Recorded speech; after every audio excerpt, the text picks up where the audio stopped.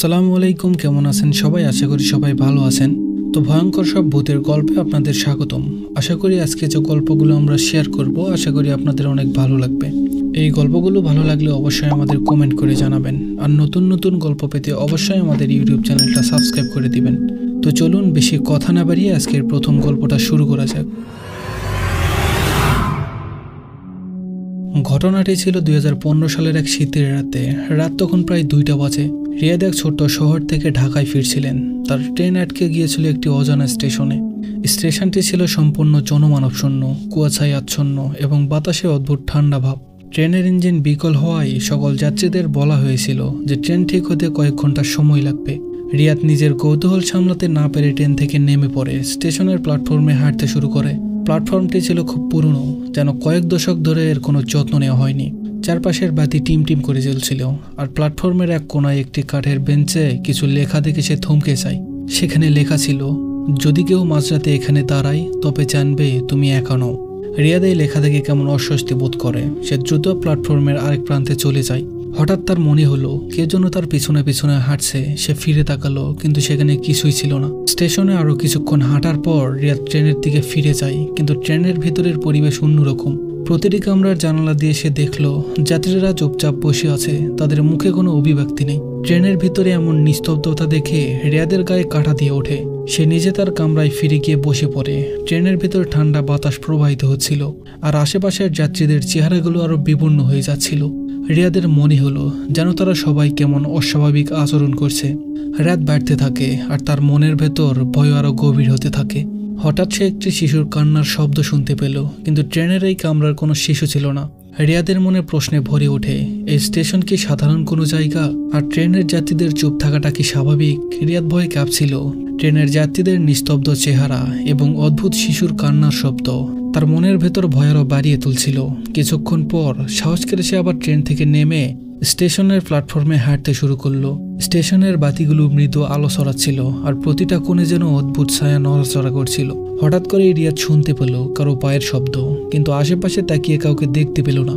শব্দটি যেন তার পিছন থেকে আসছিল, কিন্তু যখন সে ফিরে তাকাচ্ছিল তখন আর কেউ থাকতো না। এই সময় সে দেখতে পেল প্ল্যাটফর্মের এক কোনায় একটি অন্ধকারময় ঘর। ঘরটি খুব পুরনো, যেন কয়েক দশক ধরে পরিত্যক্ত। রিয়াদ ধীরে ধীরে ঘরটির দিকে এগিয়ে যায়। ঘরের দরজাটা আধ খোলা ছিল, আর ভেতরে কোনো আলো ছিল না। হঠাৎই দরজার ফাঁক দিয়ে সে একটি ছায়ামূর্তি দেখতে পেল। ছায়ামূর্তিটি তার দিকে তাকিয়েছিল, কিন্তু তার মুখ দেখা যাচ্ছিল না। রিয়াদ দ্রুত পিছু হটে আসে, কিন্তু তার মনে হলো ছায়াটি যেন তাকে অনুসরণ করছে। সে দ্রুত ট্রেনের দিকে ফিরে যাওয়ার চেষ্টা করল। হঠাৎ করে শিশুর কান্নার শব্দ আবার শোনা যায়, এবার আরো জোরে এবং আরো কাছে থেকে। প্ল্যাটফর্মে হঠাৎ করে একটা লোক দেখা গেল। লোকটি একটি পুরনো চাদর গায়ে দিয়ে বসেছিল। রিয়াদ সাহস করে তার কাছে গিয়ে জিজ্ঞেস করলো, ভাই, এই স্টেশনে তো নির্জন কেন? আর এই কান্নার শব্দটি কার? লোকটি কোনো উত্তর দিল না। সে শুধু রিয়াদের দিকে তাকিয়ে হাসলো, আর তারপর ধীরে ধীরে অদৃশ্য হয়ে গেল। এই অদৃশ্য হয়ে যাওয়া দেখে রিয়াদের পায়ের নিচে থেকে মাটি সরে গেল। রিয়াদ দ্রুত ট্রেনের দিকে ফিরে যায়, কিন্তু এবার ট্রেনের ভেতরের দৃশ্যটা আরো ভয়ঙ্কর হয়ে ওঠে। প্রতিটি যাত্রী একদম স্থির হয়ে বসেছিল, তাদের চোখ বড় বড় হয়ে খোলা এবং মুখে ভয়ের ছাপ। রিয়াদ তাদের ডাকতে গেলে কেউ কোনো সাড়া দেয় না। এই অবস্থায় সে ট্রেনের এক প্রান্তে একটা ছোট মেয়েকে দেখতে পায়। মেয়েটি একা বসেছিল এবং তার চোখ ছিল লাল। রিয়াদ তার দিকে এগিয়ে গেল। মেয়েটি ধীরে ধীরে বলল, তুমি এখানে কেন এসেছো? তুমি জানো না এই জায়গাটা আমাদের? রিয়াদ শীতল ঘামে ভিজে যায়। ট্রেনের প্রতিটি মুহূর্ত তার জন্য আরো ভয়ঙ্কর হয়ে উঠছিল। সে কি এই ট্রেন এবং স্টেশন থেকে বের হতে পারবে, নাকি কোনো বড় বিপদ তার জন্য অপেক্ষা করছে? রিয়াদ মেয়েটির কথা শুনে এক মুহূর্তের জন্য স্তব্ধ হয়ে যায়। তুমি এখানে কেন এসেছো? মেয়েটির এই প্রশ্নের উত্তর তার মাথায় ঘুরতে থাকে।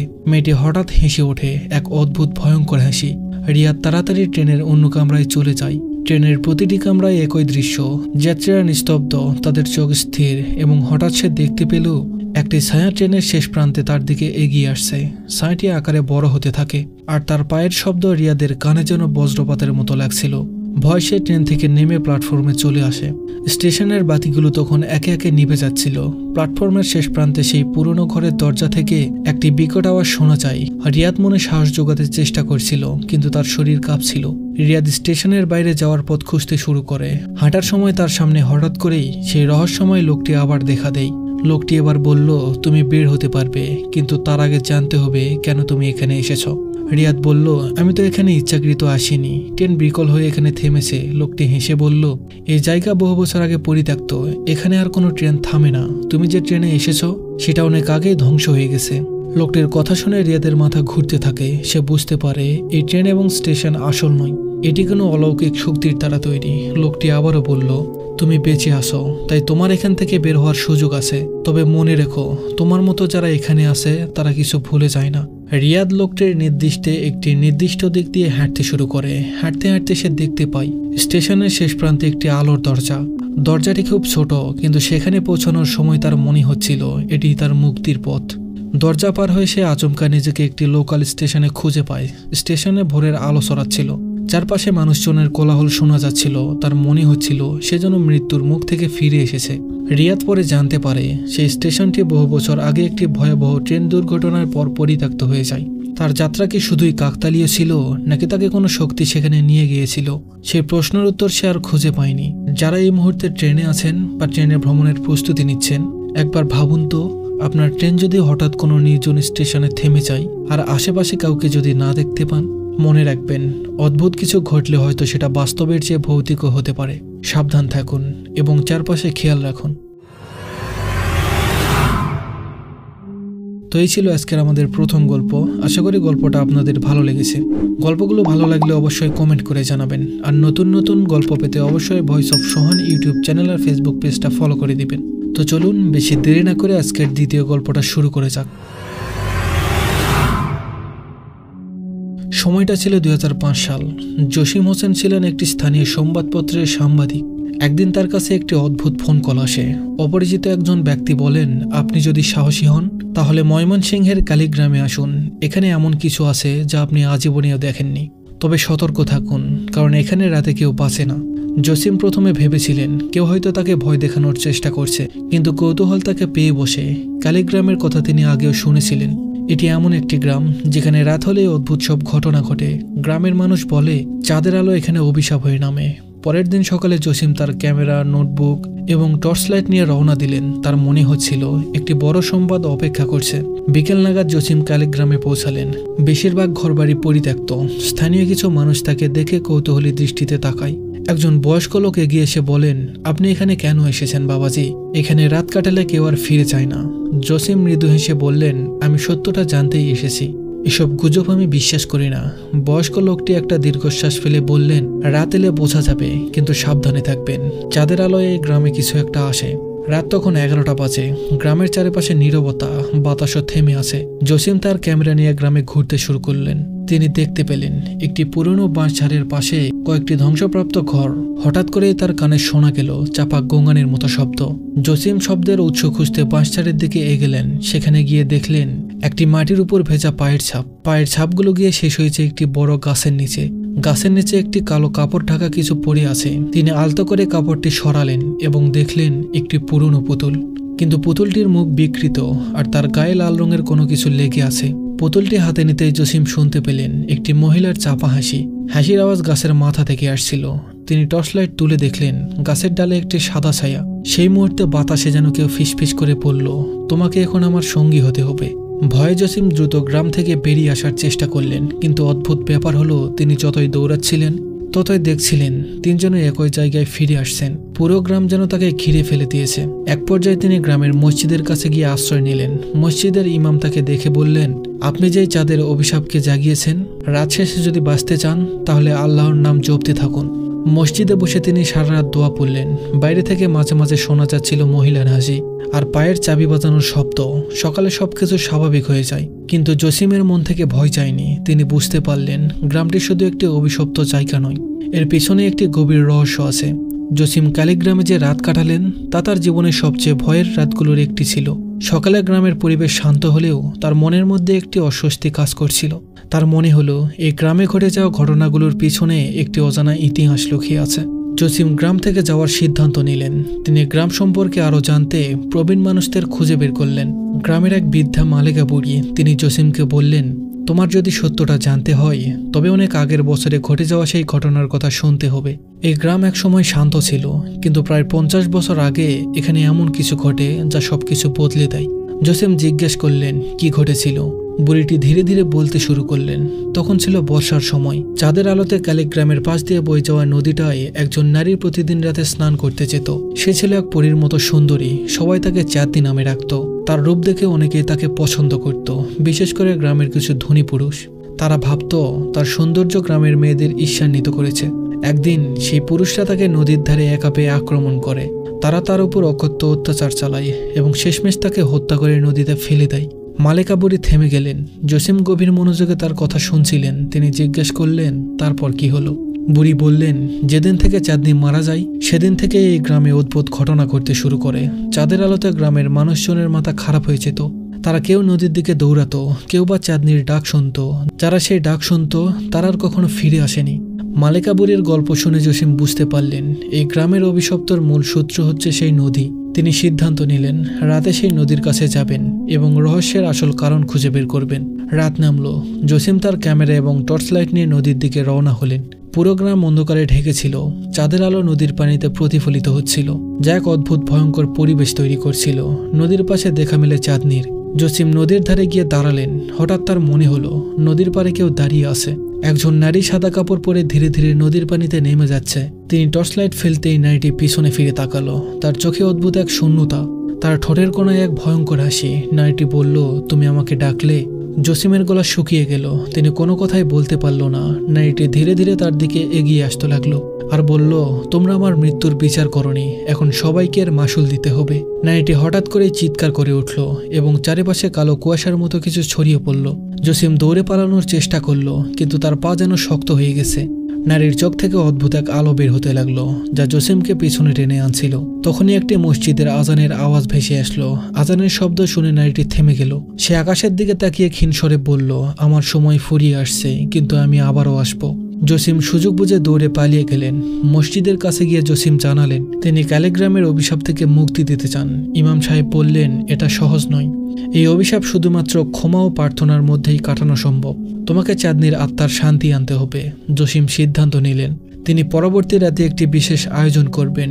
পুরো গ্রামে যারা বেঁচে আছেন তাদের নিয়ে তিনি চাঁদনির আত্মার মুক্তির জন্য প্রার্থনা করবেন। কিন্তু তিনি জানতেন এই চেষ্টার ফল ভালোও হতে পারে, আবার ভয়ঙ্করও কিছু ঘটতে পারে। জসিম এবার নিজেকে দৃঢ় করলেন। গ্রামে ফিরে তিনি সবাইকে ডাক পাঠালেন। গ্রামের মানুষ যারা ভয় পেয়ে চুপ করেছিল তারাও জানত এই অভিশাপ থেকে মুক্তি পাওয়া দরকার। ইমাম সাহেবের পরামর্শে তারা একটি বড় মিলাদের আয়োজন করলেন। একসঙ্গে গ্রামের পুরোহিতদেরও ডাকা হলো, যাতে ভিন্ন ধর্মের মানুষরাও চাঁদনির আত্মার শান্তির জন্য প্রার্থনা করতে পারে। রাত নেমে এলো। চাঁদের আলো আবারও গ্রামটিকে আচ্ছন্ন করলো। বাতাসে ভৌতিক এক ধরনের নীরবতা। সবাই মিলে নদীর ধারে এক জায়গায় জড়ো হলো। মোমবাতি জ্বালিয়ে প্রার্থনা শুরু হলো। ইমাম সাহেব চাঁদনির আত্মার জন্য দোয়া করছিলেন আর পুরোহিতরা মন্ত্র পড়ছিলেন। হঠাৎ করে চারপাশের বাতাস ভারী হয়ে উঠল। নদীর পানি এক অদ্ভুত কাঁপুনিতে কেঁপে উঠতে লাগলো। লোকজনের মাঝে ভীতি ছড়িয়ে পড়ল। দূর থেকে মহিলার চিৎকার শোনা গেল। সবাই ভয় পেয়ে পিছনে তাকালো। দূরে নদীর মাঝখানে সাদা শাড়ি পরা সেই নারী দাঁড়িয়েছিল। জসিম সাহস নিয়ে সামনে এগিয়ে গেলেন। তার হাতে ছিল সেই পুতুলটি যা তিনি আগের রাতে গাছের নিচে পেয়েছিলেন। তিনি জানতেন পুতুলটির সঙ্গে চাঁদনির মৃত্যুর কিছু না কিছু সম্পর্ক আছে। জসিম চিৎকার করে জিজ্ঞেস করলেন, তুমি কি চাও? নারীটি তার দিকে তাকিয়ে বলল, আমার বিচার, আমার মৃত্যুর বিচার করো। আমার আত্মা এখনো শাস্তি ভোগ করছে। জসিম ইমাম সাহেব এবং পুরোহিতদের দিকে তাকালেন। তারা মাথা নেড়ে জানালেন প্রার্থনা চালিয়ে যেতে হবে। সবাই আবারও প্রার্থনা শুরু করলো। নারীটি ক্ষিপ্ত হয়ে গেল। সে তার হাত উঁচু করে বাতাসে কিছু অদৃশ্য শক্তি ছুড়ে মারল। গাছগুলো দুলতে শুরু করলো। নদীর পানি স্রোতের মতো ছুটে আসতে লাগলো। জসিম ভয় পেয়েও পিছু হটল না। তিনি চিৎকার করে বললেন, তোমার আত্মা শান্তি পাবে। আমরা সবাই তোমার জন্য প্রার্থনা করছি, আমাদের ক্ষমা করো। চাঁদনি ধীরে ধীরে শান্ত হতে লাগলো। তার চোখ থেকে জল গড়িয়ে পড়ল। সে বলল, আমার মৃত্যুর জন্য যারা দায়ী ছিল তারা আজ বেঁচে নেই, কিন্তু তাদের বংশধরে গ্রামে রয়ে গেছে। তাদের শাস্তি হওয়া দরকার। গ্রামের কিছু মানুষ মাথা নিচু করে দাঁড়িয়েছিল। তাদের মধ্যে কয়েকজন জানত তাদের পূর্বপুরুষরা সেই নৃশংস অপরাধে জড়িত ছিল। জসিম তাদের সামনে এসে বললেন, তোমাদের অপরাধের জন্য ক্ষমা চাও, আর যদি সৎ হতে পারো তাহলে এই অভিশাপ কাটবে। তারা ভয়ে কাঁপতে কাঁপতে চাঁদনির কাছে ক্ষমা চাইল। চাঁদনি আকাশের দিকে তাকিয়ে বলল, আমার সময় শেষ, তোমরা ভালো থেকো। নারীটি ধীরে ধীরে অদৃশ্য হয়ে গেল। বাতাস থেমে গেল। নদীর পানি শান্ত হলো আর গ্রাম জুড়ে এক অদ্ভুত নীরবতা নেমে এলো। সকালে সূর্য ওঠার পর গ্রাম যেন নতুন প্রাণ ফিরে পেল। দীর্ঘদিনের অভিশাপ কেটে গেল। জসিম জানালেন তার সাহস এবং বিশ্বাসী ছিল এই গ্রামের মুক্তির চাবিকাঠি। তো এই ছিল আজকের আমাদের দ্বিতীয় গল্প। আশা করব এই গল্পটাও আপনাদের ভালো লেগেছে। গল্পগুলো ভালো লাগলে অবশ্যই কমেন্ট করে জানাবেন, আর নতুন নতুন গল্প পেতে অবশ্যই আমাদের ইউটিউব চ্যানেলটা সাবস্ক্রাইব করবেন। তো চলুন বেশি দেরি না করে আজকের তৃতীয় গল্পটা শুরু করা যাক। আজ আমি নিজের সাথে ঘটা কিছু অমীমাংসিত ঘটনার কথা বলবো। এসব শুরু হয় তখন আমি একটু একটু বুঝি। আমার বয়স তখন 7 থেকে 8 বছর হবে। আমরা আগে সবাই একসাথে থাকতাম। দাদু, দাদি, আব্বু, আম্মু, আমার চাচ্চু, ফুপি সবাই ছিল বাড়িতে। তখন আমি একমাত্র সন্তান, সবার খুব আদরের ছিলাম, দেখতেও সুন্দর ছিলাম। তো সবাই একবার হলেও আমাকে কোলে নিতে চাইতো। আমার দাদু গ্রামের মোড়ল ছিলেন এবং ওনার বড় ব্যবসা ও গ্রামের প্রায় সব জমি আমাদের ছিল। এজন্য অনেকের আমাদের বাড়িতে সবসময় আসা যাওয়া ছিল। আমাদের বাড়িতে অনেক বড় বড় গাছ থাকায় দিনের বেলাতেও অন্ধকার হয়ে থাকতো। তো একদিন আমি সন্ধ্যাবেলায় দাদুর নিয়ে আসা আনারস খাচ্ছিলাম উঠানে বসে ফুফির সাথে। আম্মু দাদি রান্না করছিলেন, দাদু গ্রামের কয়েকজনের সাথে কথা বলছিলেন, আর আমি আমার ফুপির সাথে বসে খাচ্ছিলাম। এমন সময় ছোট ফুপি বলল ঘরে যাবে। ওই সময় আমার দিকে কারো নজর ছিল না। এমন সময় আমি দেখলাম আমাদের বাড়ির পিছনে যাওয়ার যে রাস্তাটা, সেখানে একটা আমার বয়সী বাচ্চা মেয়ে, অস্বাভাবিক ফর্সা আর এত সুন্দর, কি বলবো। আমি তো অবাক, কারণ এই সময় এত ছোট মেয়ে কোথা থেকে আসলো। মেয়েটার খোলা পা ছিল আর কোমরে একটা কালো সুতার তাবিজ বাঁধা ছিল। বাচ্চাটা হাসছিল আর আমাকে ডাকছিল হাতের ইশারায়। আমার কি হলো জানি না, আমি খাওয়া ছেড়ে ওর কাছে যাচ্ছি। আমি যখন ওর কাছাকাছি গেলাম তখনও বাড়ির পিছনে হাঁটা ধরলো। তখন খুব অন্ধকার ছিল আর আমাদের বাড়ির পিছনে কোনো আলোর ব্যবস্থা ছিল না। আমি বাড়ির পিছন পর্যন্ত গিয়ে দেখি মেয়েটা কেমন করে যেন হাসছে আর আমাকে কাছে ডাকছে। সেখানে অনেক বড় একটা শিমুল গাছ ছিল। ওই সময় হঠাৎ আম্মু আমাকে কোলে তুলে নিল আর সাথে সাথেই কিছু না বলে বাড়িতে ঢুকে গেল। আমি দেখলাম মেয়েটা সেই শিমুল গাছে নিমেষেই উঠে আমার দিকে তাকিয়ে হাসছিল, আর আমি সেখানে যাওয়ার জন্য কান্না করছি। মজার ব্যাপার হলো বাচ্চাটাকে শুধু আমিই দেখছিলাম, আম্মু নাকি কিছুই দেখেনি। তারপর আর কিছু মনে নেই আমার। তবে এরপর অনেকদিন জ্বর ছিল। পরে দাদি নাকি কারো কাছ থেকে দোয়া পড়া সুতো এনে হাতে পরিয়ে দেয় আর আমি সুস্থ হয়ে উঠি। তবে মাঝে মাঝে ওই শিমুল গাছে একটা সুন্দর সাদা পাখি দেখতাম, যা আমি অন্য কোথাও এই জীবনে দেখিনি। সবচেয়ে আশ্চর্য হলো সেই পাখিটা আমি ছাড়া আর কেউ দেখতে পেত না। সবাইকে দেখাতে চাইলে ওরা আমাকে ওখান থেকে সাথে সাথে বাড়িতে নিয়ে আসতো। ঘটনা নাম্বার 2। আমার তখন বয়স 12 কি 13 হবে। আমাদের বাড়ির শেষ সীমানায় বিশাল একটা তেঁতুল গাছ ছিল। দিনের বেলাতে কেউ যেত না। একদিন আমি দাদিকে বললাম তেঁতুল খাবো। তো দাদি একটা ছেলের থেকে কিছু তেঁতুল পেরে নেয়। আমিও ছিলাম সেখানে। আর সেই সময় সন্ধ্যা হবে হবে ভাব। হঠাৎ করে আমি পড়ে যাই আর পায়ে ব্যথা পাই। সেদিন রাতেই স্বপ্ন দেখি তেঁতুল গাছটার নিচে বসে একজন পুরুষ ও মহিলা একটা বাচ্চাকে ফুল দিয়ে ঝাড়ছে। ধান যেমন করে পরিষ্কার করে ঠিক ওভাবেই। আর সাথে অনেকগুলো লাল গোলাপ ছিল। তবে আমি বাচ্চাটার মুখ দেখতে পারছিলাম না। আর যখন দেখলাম তখন ভয়ে ঘুম থেকে উঠে যাই আর কাঁপতে থাকি, কারণ সেটা আমার মুখ ছিল। সারা রাত আমার ঘুম হয়নি, আম্মুকে ঘুমাতে দেয়নি।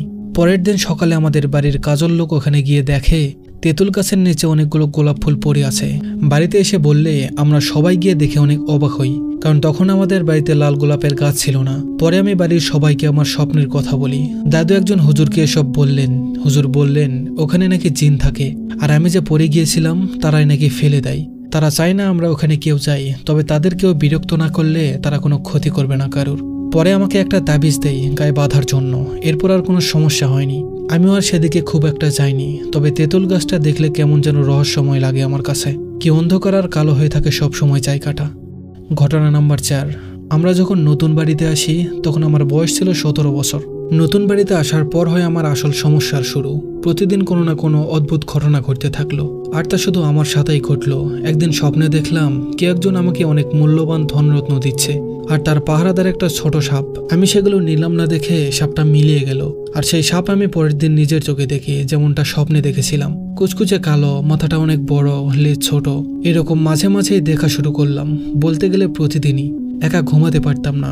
আম্মু সব সময় থাকতো সাথে। নিজের চাকরিটাও বাদ দিয়ে দিয়েছিল আম্মু আমার জন্য।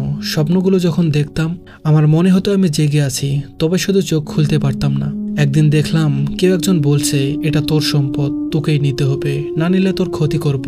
এখানে বলি ততদিনে আমার চাচুদের বিয়ে হয়েছে এবং আমরা সবাই শুধু বোন, কোনো ভাই নেই আমাদের। আব্বুদের 4 ভাইয়ের 5টা মেয়ে হলো, কিন্তু একটাও ছেলে নেই। ছেলে হলে কোনো কারণ ছাড়াই মারা যায়। একদিন স্বপ্নে দেখলাম কেউ বলছে আমি সেই সম্পদ না নিলে এই বাড়িতে কোনো ছেলে সন্তান হবে না, আর হলেও মারা যাবে। তবে সম্পদ যদি আমি নেই আমার জীবন সে নিয়ে যাবে। এটা কোনো কথা? আমার বাপদাদার কি কিছু কম পড়েছে যে ধন সম্পদ নিয়ে জীবনটাই দিব?